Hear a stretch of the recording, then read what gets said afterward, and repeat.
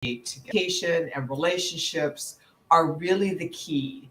When your relationships are off base, then it affects your entire life. And you can feel like there's this underlying something's wrong in my world, something's wrong in my life. And rightly so. When your relationships are off kilter, then it seems to have an impact on everything, you know. So Anne, what got you into this life coaching genre of relationship communication? Well, one of the reasons why I am so passionate about equipping others to communicate in a way that aligns with their values so that I'm happy tomorrow with the way I talk, the way I communicated today, it's because of my own struggles, Deborah. It's the own struggle, our struggles in our marriage. But we didn't start out that way, by the way. We met when I was 15. Mhm. I shamelessly chased this man and I just wanted a date. Not a girl. Love it. Like, just Going wanted after a what she wants at That's 15. right, at 15. And then 3 years later, we married. And the photographer said on our wedding day, he said, I've never seen a couple look at each other the way the two of you look at each other. Mm. Mhm. So you knew before he knew that he was. I knew before he knew. That's awesome. I still remember that first kiss, Deborah. We were standing outside my parents' home and in front of his farm truck. He was a farm boy and he still is farming. And yeah, that was our first kiss. But then we married, and then fast forward, we had 5 kids in 6 years. Wow, you got busy. We did. We got busy. I wanted to be a mom. I knew what I wanted. I wanted to be a mom. And my husband was working long hours. And so we had this very busy home life and then very busy farm life. Yeah, And so there were these external pressures that were pushing in on our marriage. of course. And then we had these internal pressures where I'm young, I don't have the communication skills, and neither does he, by the way. And we're not fighting very well. In fact, we avoided conflict. So we had these internal pressures as Mhm. well that were pressing in on our relationship. And that created this emotional distance in our marriage. It's a creeping separateness, I've heard somebody say, and that's just, it describes it so well. We knew what it was like to love one another, and then we had this distance in between us that I did not like, and neither did he, as it turns out. And I still remember the moment that changed everything for us too. We I'm were sure you do. I mean, we have these pivotal moments in our lives that it's like being at the fork in the road. You know, we know that something has to shift, and if we don't do something different, we're headed for a collision course. You know, we're on a collision course to crash and burn. So what was that pivot moment? So I had reached the end of my rope and we were on a date. We were sitting in our farm truck outside our favorite restaurant, and I looked at him and I said, I can't do this anymore. And he looked at me, and I can still remember the panic in his eyes. And he said, what do you mean? What do you mean you can't do this Of anymore? course, And yeah. Oh, what do you yeah, mean? like, what are you talking about? Yeah. And I said, I can't do marriage like this anymore. I said, we just keep hurting each other. We don't resolve anything. We're just going around and around, same old thing. And I said, I'm so tired and I'm so hurt.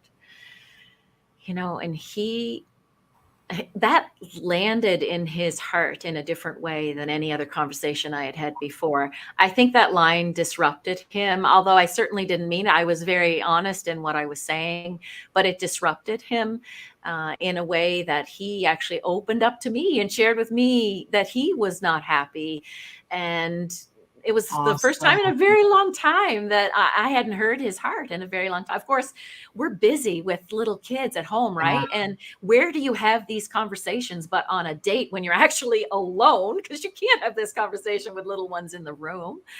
And so, oh, by the way, Deborah, I used to pull him into the bathroom. That was our office. Come into the office. Yes. Kids Let's can't have a come meeting. into the bathroom with you. You can talk for a moment. Whatever it takes to be able to converse, you know. That night, we recommitted to each other that we would get the help that we needed. And now I tell my people, it's not if you need help, it's when you need help, because I believe that we all need help at some point in time for something.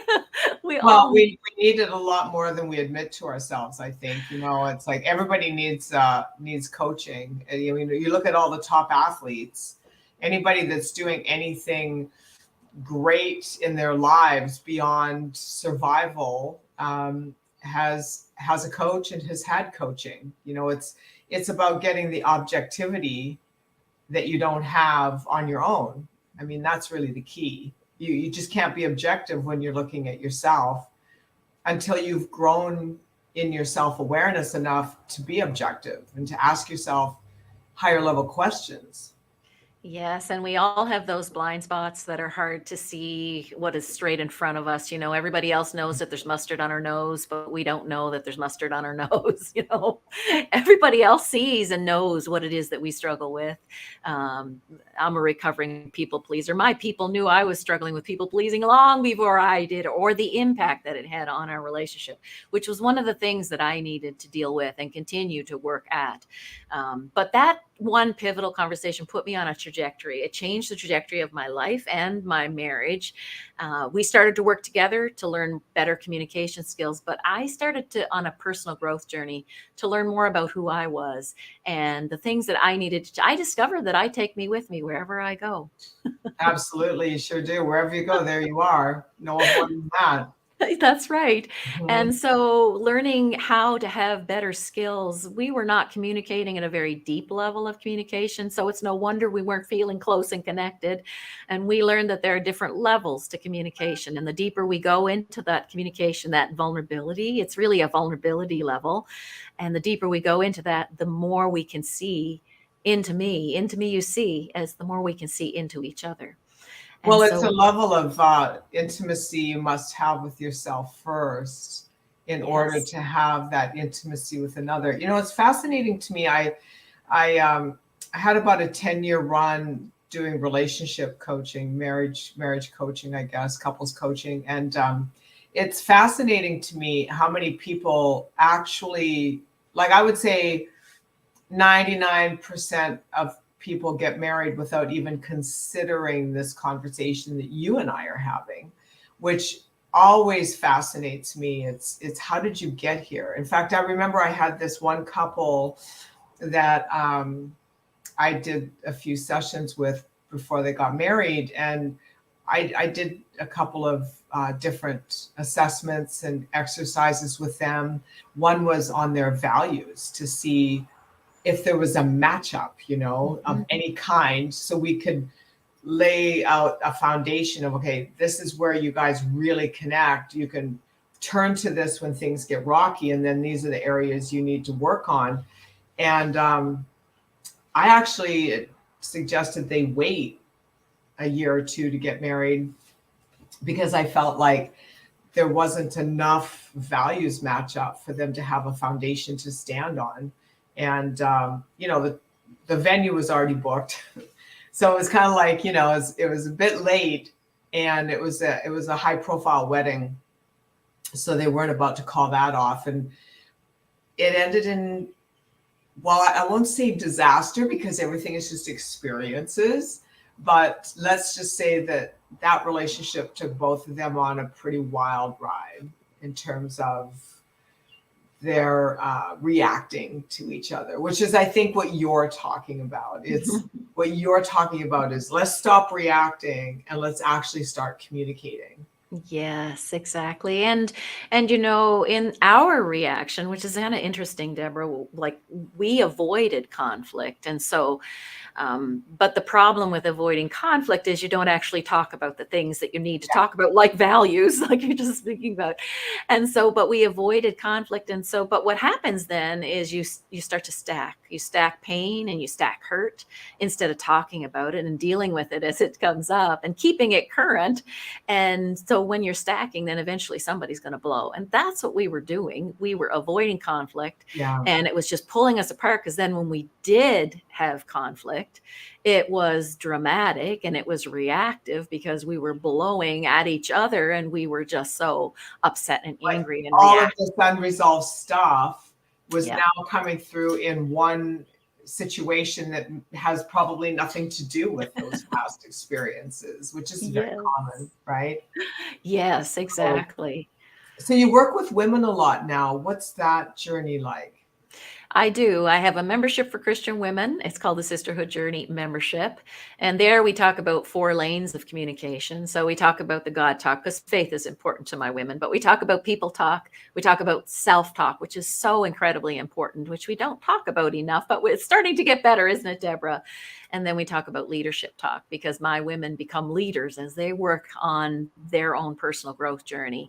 And then I also work one-on-one with women as well, and through coaching. And I love the coaching process. And I have seen women do absolutely amazing things within the coaching process. So As they, what's that like? What makes it different for women than say a man? what makes what the coaching process? Well, the things that you're addressing within the process, like the actual, here's the issue on the table. What's different for women than it is for men? From the work of Dr. Stephen Stosny, men are much quicker to be triggered into shame. They actually live on the edge of shame. Women And or so men? with men, they live on the edge of shame. And so they Okay. can flip over into that shame really easily without us even being aware of the fact that they're flipping over into shame. Whereas women, we want to connect. And so if we feel like we're not connecting, we can flip over into that. We can flip over into reacting with the situation or the people that are in our lives. And so that's one of the biggest difference between men and women. We have this fear of being alone, which is interesting to me. So according to Dr. Stevens stuff. That's a human trait. I mean, that's it. Like men and women fear, they may not admit it, but you know, I've coached male CEOs in 19 countries for 20 years, and they equally have that issue. So what is it that women will respond? How will they respond differently than say than a man would? I guess maybe just how do women respond? Let's just make the question that. Yeah. Well, the type of women that I work with, they tend to love peace. They're extraordinarily kind-hearted. They tend to have grown up in the church, and so they've been taught to be the good girl and the nice Christian girl. And so they tend not to have these pivotal conversations. They tend not to even process what's happening inside of themselves. So they they don't even notice it. Like they don't even have the words to communicate what it is. And every big conversation is a big conversation. And so it's dramatic and it's frightening to have these pivotal conversations. And they don't want to be vulnerable either, because sometimes it's been used against them and they don't quite know how to manage that vulnerability or even know who to trust or how to grow that trust. And so they don't, when they get into a pivotal conversation, my client tends not to know what to say. I don't know what to say. I don't know how to say it. And they're so busy caring for everyone else, they don't take a space for themselves to really think through those questions that I have them think through. Like, what are you feeling? What are you thinking? What's worrying you here? What is the real concern here? And that question is so powerful for them to think through. Oh, wait a minute. It's not that we're going to get a divorce. It's that I want to feel like we're part of a team and things have shifted up here at home and I want help here in this place. And isn't so it interesting that we have this concept? You said something really powerful, that in society we have this concept that communicating effectively means you're not being nice, right? Women are trained, and I agree with you because I've worked with lots of executive women, and women are trained. I think it's a very early training. And it's not just because of the church. I think it's a societal program that's really old, like eons old, that there's this thing, relating or relationship or hidden meaning, that if to be nice means we don't confront issues. Now, there's a difference between confronting people and confronting issues. And it might sound like semantics, but it's a very dramatic difference. So, which we probably won't have a chance to get into today, but the thing is like, where did this come from? This notion that if you're an effective communicator and you know how to express yourself and you're comfortable with asking for what you want, that means you're not playing nice. Where did that come from?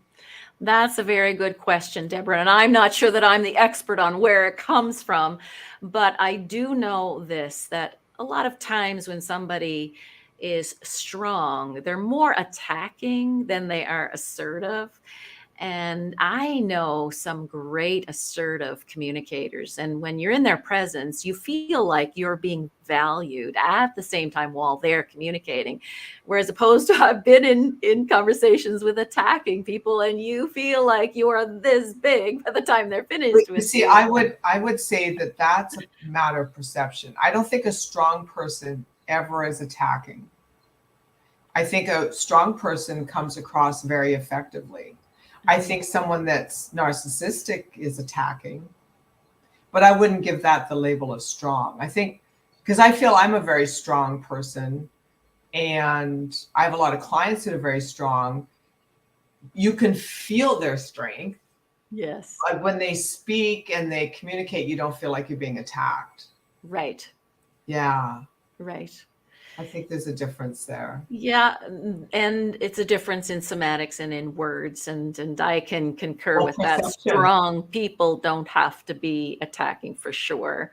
I think it's perception. I don't think it's semantics. I think, it's how we perceive something that determines the reality of that. Mm-hmm. So if we perceive it, and plus I think, where do you think the line is for someone's choice in how they receive something? Mm-hmm. People that are often have a lot of childhood trauma, a lot of negative experiences in their background that they haven't healed, that they then perceive things as being too much for them, but really they have the work to do on themselves. That's a really interesting question, Deborah. How much responsibility do we have? Mm-hmm. And I like to say that everyone is 100% responsible for I'm 100% responsible for how I perceive the world and how I perceive a conversation or a communication with a strong person. But here's the caveat there. When I am in relationship and I know that someone has a bruise on their heart in this way and in this place, and if I intentionally push on that bruise, to me, that's not nice, right? Come on, don't purposefully trigger people. Right. But what I'm talking about is people that are, I think Eleanor Roosevelt summed it up really effectively when she said, "No one can make you feel anything." I'm probably bastardizing that term, that quote, but it's true. I mean, no one can make you feel anything. It's your psychology and the way you relate to your own limiting beliefs and negative emotions that have you feeling and perceiving things in a particular way.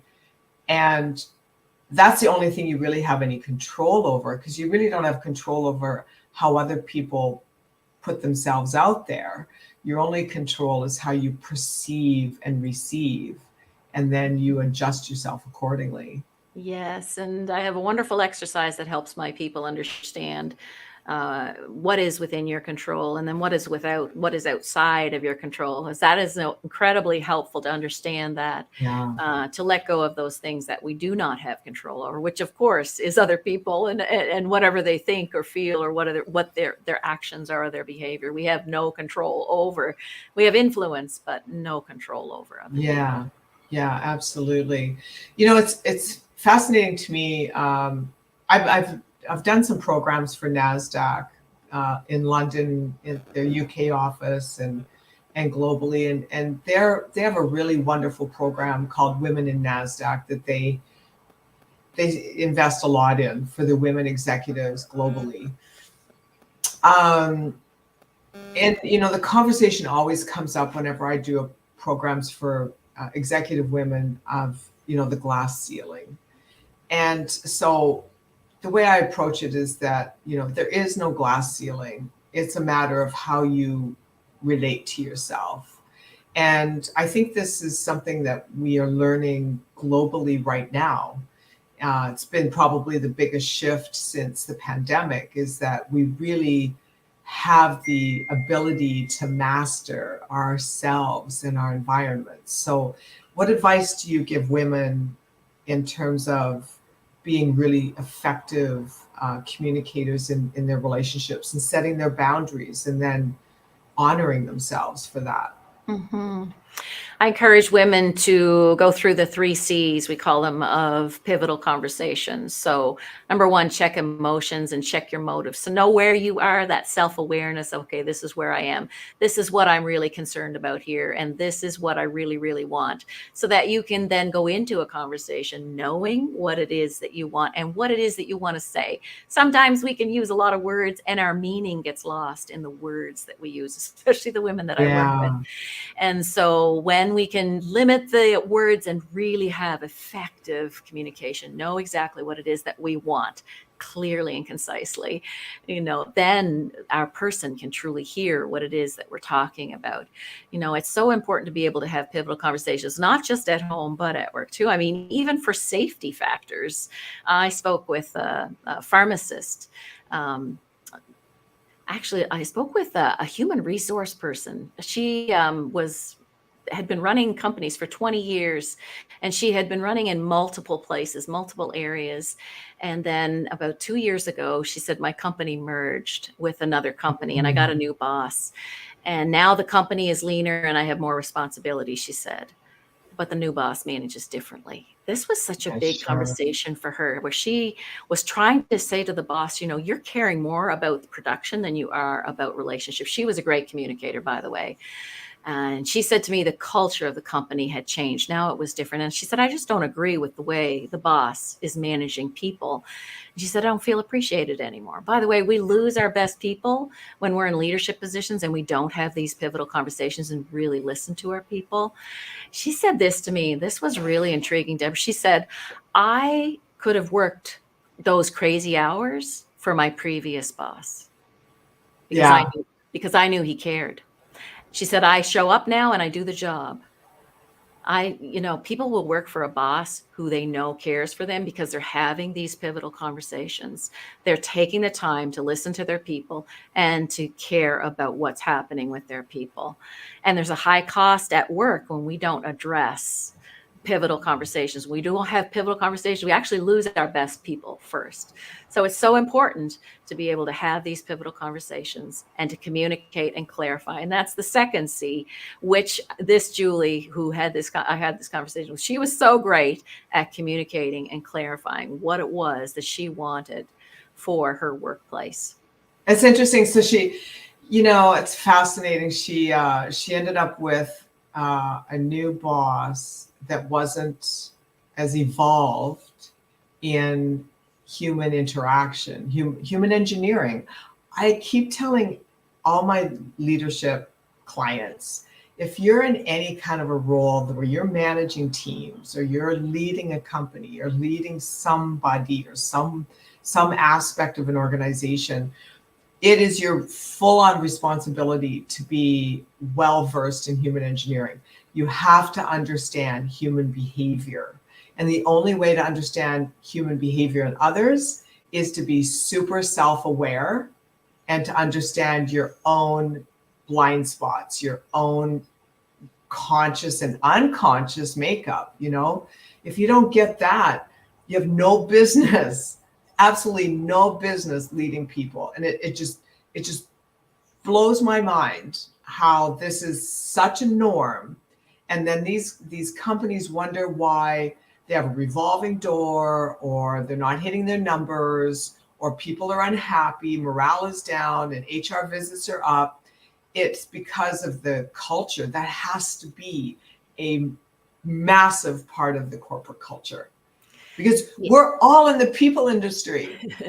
I don't care what you build or what you sell, if it's a service, if it's a widget, it doesn't matter.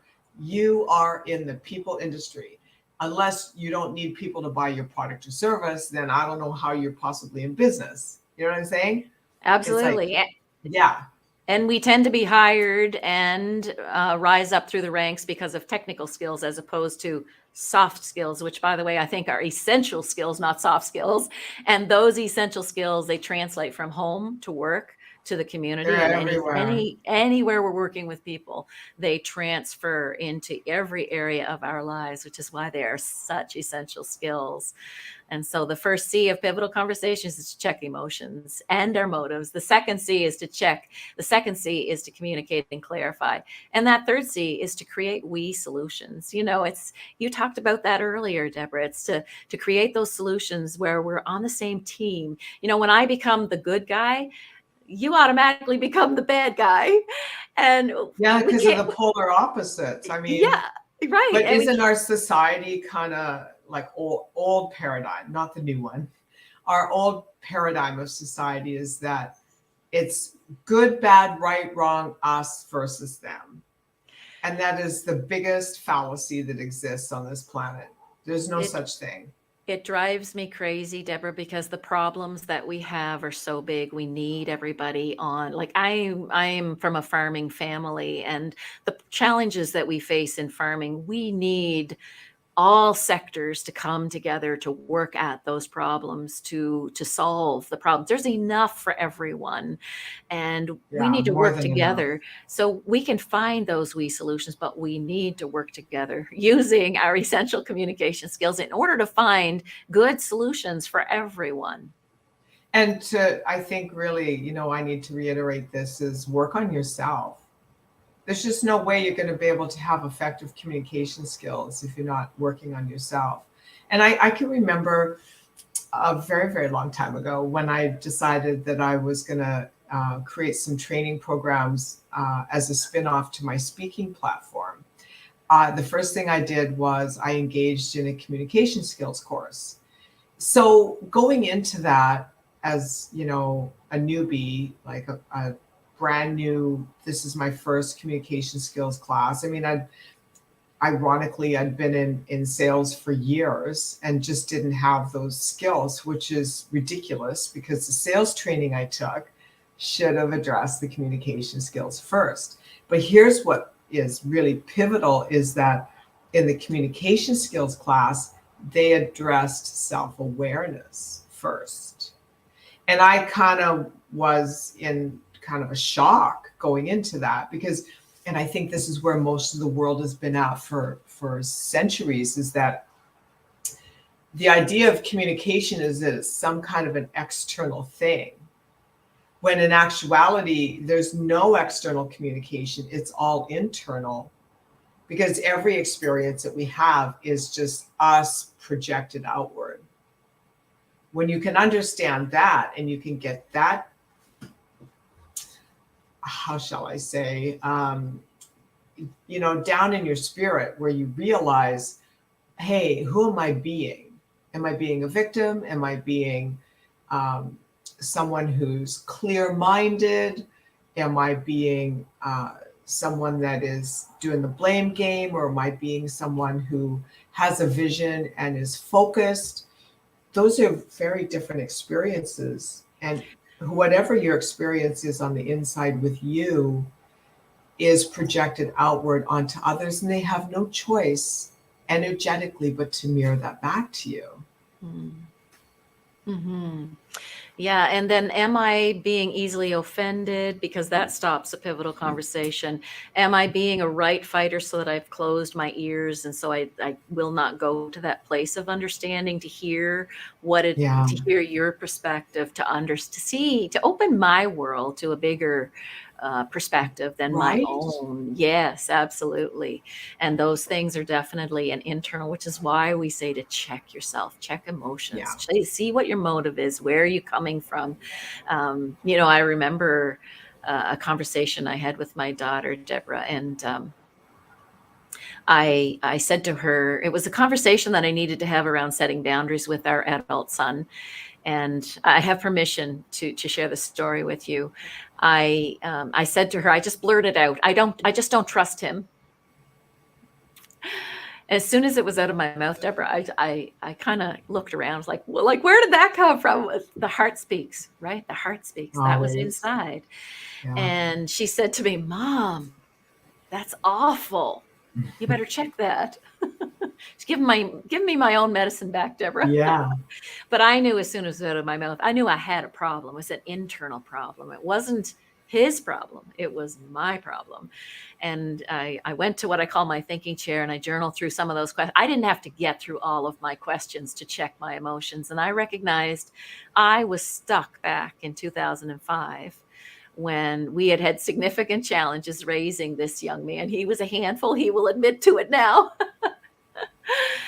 But I was stuck back there, but he wasn't there anymore. That's not who he was. He was a beautiful adult man and is now. And so checking those emotions helped me to realize, wait a minute, that's not where I need to be. I need to be current with where he is now.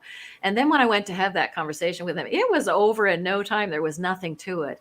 But if I had not checked myself, if I had not checked, and motives are slippery things, right? Like You were holding on to the past. I was holding on to the past and I wanted to protect myself because I was telling myself I can't trust him.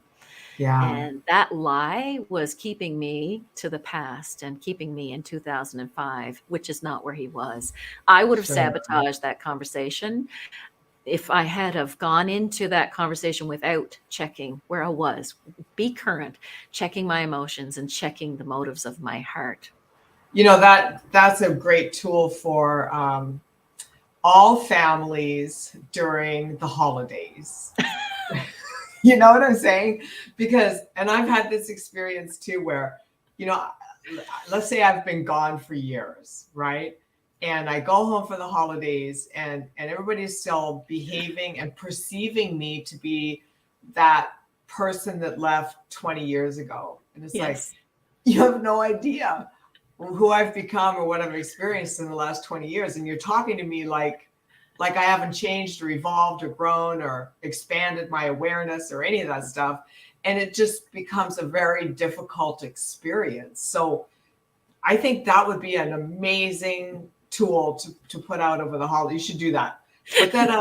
Put that out over the holidays, just leading up to the holidays. You know, this is your like survival kit for family dynamics during the holidays. And this is the first thing. It's not 2005 anymore. That'd be awesome, Deborah. Yeah.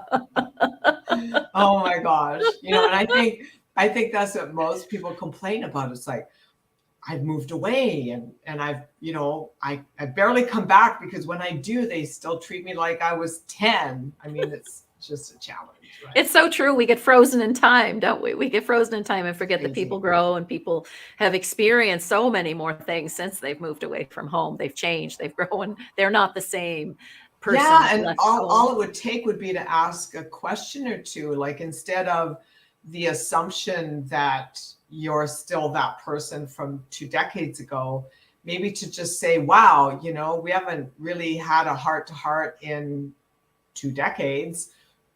What have you been up to? Who have you become?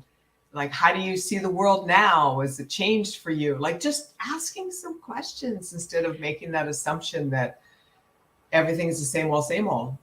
Yes, and assumptions are the mother of all mess ups. Like when we ASS. Oh yes, and so ASS, you me, yes. But these skills, you know, we talk about them, but they are lost skills. How many rooms do you go into where you feel truly listened to, Deborah? Well, you know, all of them, because I make a point of that. But I have that background and I have that training. Yeah. But I'm going to give you an example of a situation where I just was like scratching my head going, wow, this is fantastic. Just having this experience, because I always see them as an opportunity to grow, right? Yes. So I booked a speaking gig and I'm at an event where there are people that I'm speaking with that are part of the organization that booked me for my speaking gig, which is, you know, a few months down the road. And I'm talking with the CEO, and one of his staff says to him, yeah, Deborah's, coming in and she's going to do this event for us. And he didn't ask me anything about what I had planned. Instead, he jumped to another speaker for another event that they're having. And I was in my mind going, wow, what's going on here? Like, this gentleman has no idea how he's just, if that would have been me in the past, I would have felt flatlined, Yes. Invisible. Yes. But instead, that emotional trigger is long gone. And instead, I was just watching it I was mesmerized. I was like, this is amazing. How many people within that organization, it gave me actual fuel for the content that I'm going to create for these guys. But I was thinking, who else in the company feels dismissed by this kind of lack of awareness? He didn't even realize he did it. It wasn't out of any sort of malice or anything. Mm-hmm. He just didn't even realize he did it. Right. And that's what I'm talking about when I say, unconscious communicators. They're not self-aware enough to be in present time, to ask a question that is pivotal to the moment. Yes. And that happens so much in companies. Yes. And then and then if someone is sensitive to that, which I used to be, as a kid, that would have buried me, where I just would shut down for weeks. Like, literally, I'm not joking. So imagine, people that haven't had a chance to heal that part of them, because it happens a lot where I get that feedback from people in companies where they're like, I'm just invisible around here. Like, nobody even notices me. Yes. Yeah. Yes. And so these skills, they cross over from home all the way to work, to any community event that you're in, any job or work or career that you're working. We have the power to understand what's going on inside of ourselves and to be able to communicate in a way that values people and helps people to understand that they do matter. And from whatever job or position they're in, that they do truly matter. And to be able, sometimes I think when we give everyone, I believe I can learn from everyone. I can learn from everyone, right down to the youngest of my grandchildren. I have 11. Yeah, I have 11. Right down to the youngest of my they teach me so much about communication, about life, about understanding who I am and who they are.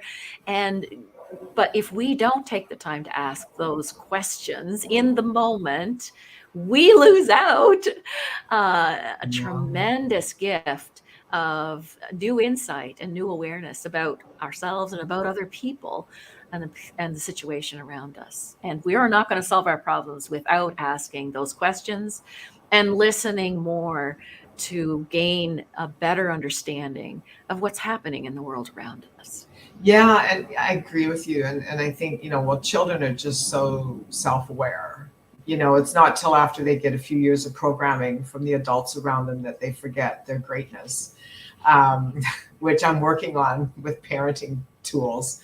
But that also, in the situation that I gave as an example, to be able to walk away from something like that and see it as an affirmation of how much I've grown, rather than making that person wrong.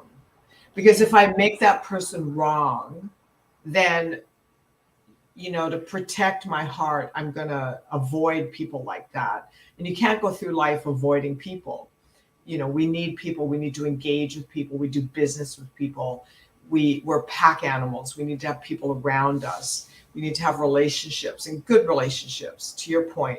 So to be able to step back from that, especially in the moment, and go, wow, I'm going to develop some communication skills for this organization, instead of going, oh my God, this guy just totally blew me off.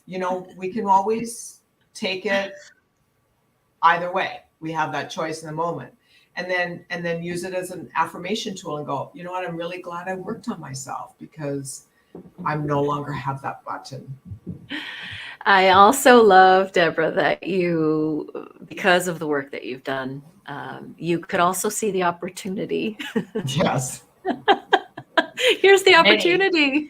And They you could need see many classes, yes. and you could see the need within the organization because you didn't take offense or easy offense to what had happened, and you were able to think outside of yourself and to see what the needs are for his people and for Yeah. him as well. And it's Yeah. only in relationship that we actually kind of rub up against each other and we make the changes that we need to make. And I think that's the beauty of relationships. Iron sharpens iron. And so when we rub up against each other, we get to see our blind spots through another person's eyes, and we get to see their perspective. It's kind of like we all walk around with mustard on our nose, but we don't know it. That's so funny. I love that analogy. But This has been absolutely amazing today. Thank you so much. I know you've got a tool for people. Let me just see. It's the power of pivotal conversations. And yes. tell us about that and what's the URL to your website? Yes, I would love to tell you about that. So if your audience has been listening to us talk about pivotal conversations. So if you're thinking about a pivotal conversation that you've been putting off, that you need to have, and you want a resource to help you get ready for that pivotal conversation, because I think it's really important to prepare for, especially those that have had a pattern of pivotal conversations and it's coming up again. This is a 7-day challenge to help you get ready for your next pivotal conversation. I'll send you a short video each day for 7 days with a simple action step. It's quick video, quick action step to help you prepare step by step for your next pivotal conversation. So you can go from not knowing what to say or how to approach that pivotal conversation to knowing exactly what it is that you want to say, so you feel ready going in and you have confidence going into that next pivotal conversation. So you can get started with that 7-day challenge by going to 4better. That's the numerical number 4better, forever.com/challenge.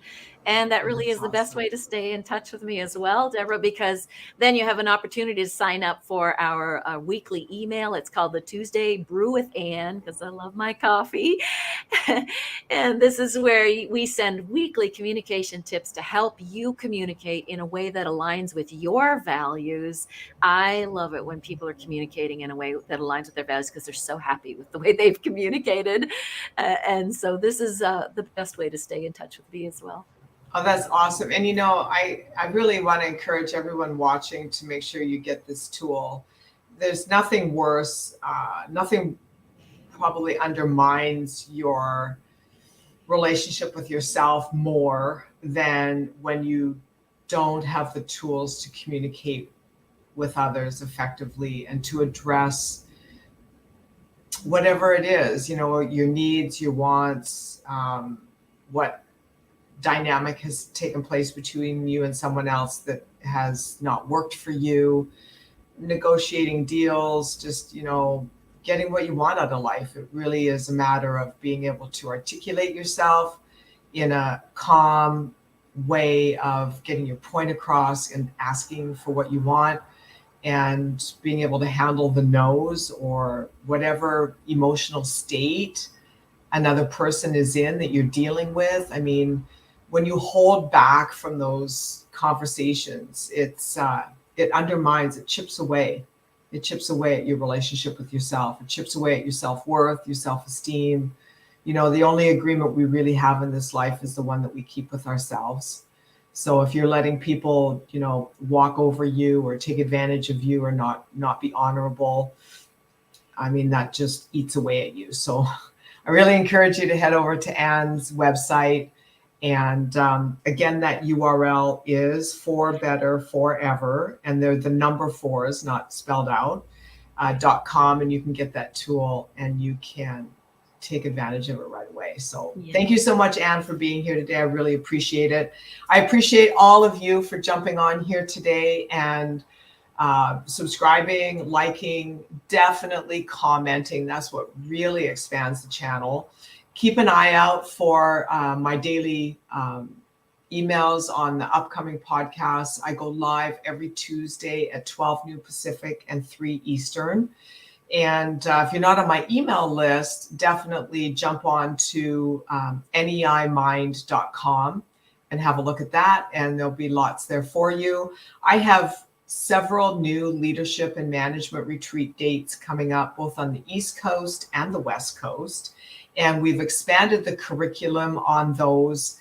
And there's a new workbook coming out for each retreat that you'll be able to have as a resource manual for the rest of your life. And we're covering some really intense and pivotal material: consciousness, self-awareness, communication, negotiations, and relationship dynamics as well. So we look forward to having you. It's a limited seating. We've got it limited to 21 people. So not everybody gets a seat at the table, but when you're ready, you'll know, and we'll have you there. And I really look forward to that. All right, everybody, have a great week, and we'll see you real soon. I'll see you actually next week on Tuesday. Take care. Bye-bye. Stay aligned, stay alert, and stay awake.